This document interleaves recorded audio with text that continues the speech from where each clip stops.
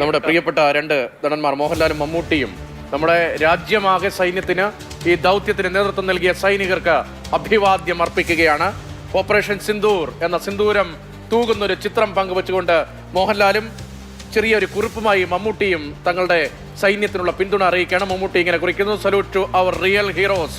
Operation Sindoor proved again when the nation calls, the Indian army answers. Thank you for saving lives and restoring hope. You make the nation proud. ജയ് ഹിന്ദ്. ഇതാണ് മമ്മൂട്ടിയുടെ സന്ദേശം. മോഹൻലാലും operation Sindoor എന്ന് എഴുതിയ ചിത്രം പങ്കുവെച്ചുകൊണ്ട് നമ്മുടെ രാജ്യമാകെ സൈന്യത്തെ പിന്തുണയ്ക്കുകയാണ്.